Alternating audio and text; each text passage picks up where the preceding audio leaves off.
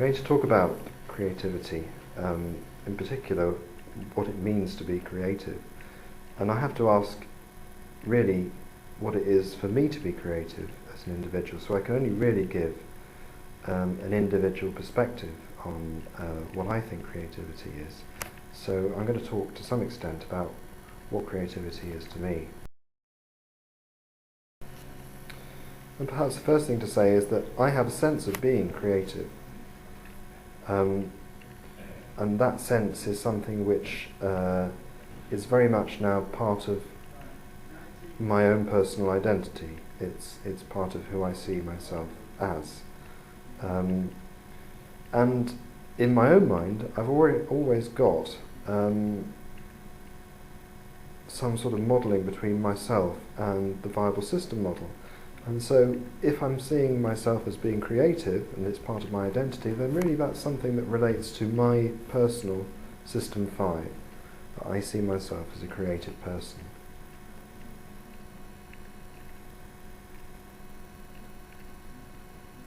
And as part of that personal identity, I've developed a lot of practices and creative habits, if you will, which enable me to do lots of unusual things, and lots of things which throw up new ideas. And I see the generation of new ideas as fundamental to my own personal creativity. So I've got creative habits, and I've drawn this as a System 2. So you can see I'm going to draw a viable system model in very sort of disparate sections here. But and my creative habits I see very much as anti-oscillatory for my own sort of personal balance.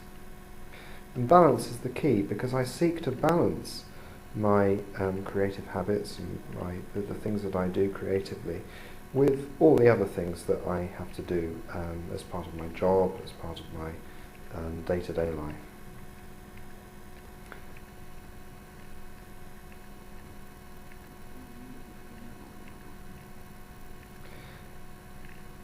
And so you can say to some extent there's a sort of synergizing of all of the things that I do. There's a synergizing of all my creative habits with all the other skills and things that I need to be able to use in terms of managing my life as a whole. That of course leaves a gap in the middle between System 3 and System 5. And we're looking at obviously at System 4, and really this is about creativity, which for me is about a continual exploration of who I am, and a continual exploring of my own identity, looking at all the different possibilities of what I might do, what I might be, what I might be doing next.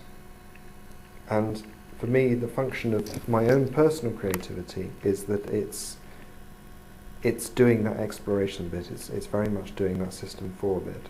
So this is when I say I see myself as a creative person. My creativity is in all of these components. It's in my System 5, which is seeing myself as a creative person. It's in my System 4, which is seeing myself as exploring new ideas. It's in my System 3, which is trying to balance all of the different habits that I have. And it's in my System 2, which is all maintaining those creative habits so that I'm always able to do unusual things. So my identity prioritizes the balance between all of these things. And this is effectively, this is my creative way of being.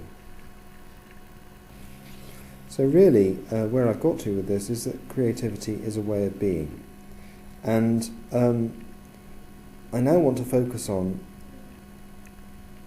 myself or people who are a very creative way and how they relate to the rest of the world. So here's a mini-me, here's a VSM for me.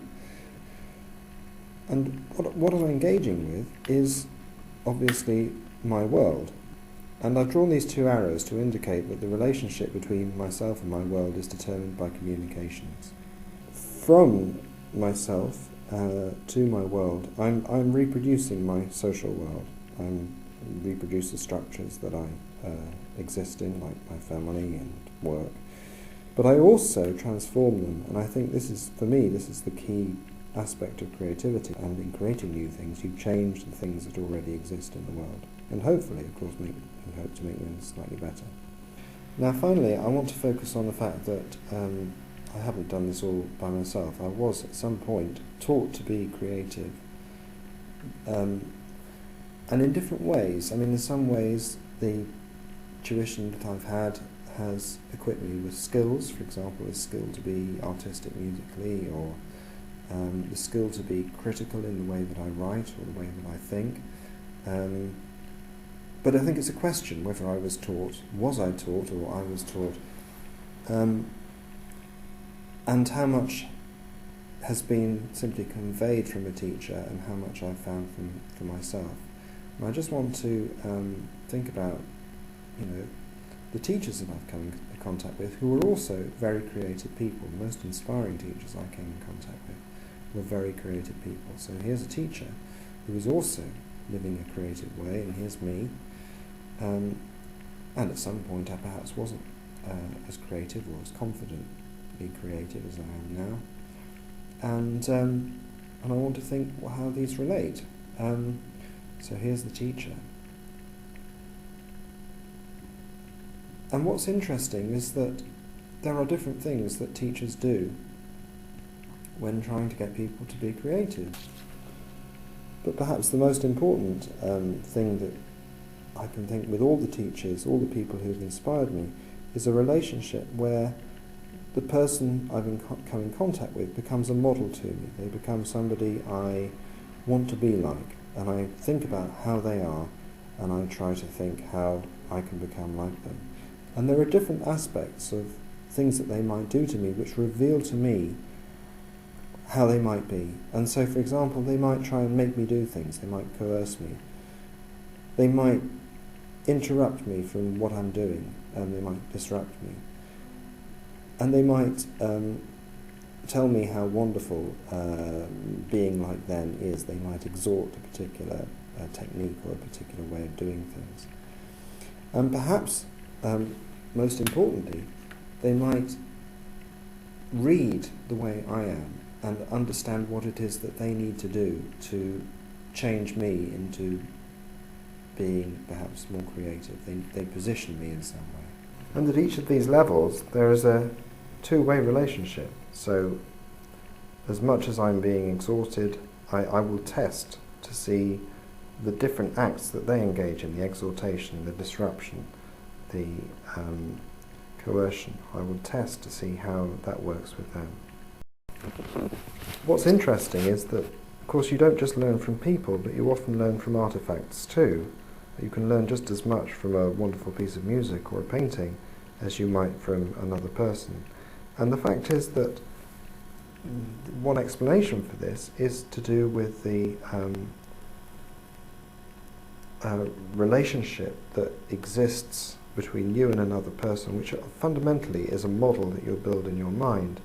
And effectively, it's just as Winograd and Flores explain the structural coupling that takes place between a person and technology as being the structural coupling that happens between the person and the model of the technology in the person's mind. So there's a similar structural coupling that goes on between the person and the artifact, the painting. And so we can talk about similar aspects of exaltation, disruption, coercion in a painting, and how we engage with those things in a similar sort of way. And so structural coupling, I think, is probably key to understanding these sort of creative relationships and the way that creativity is passed from one person to another.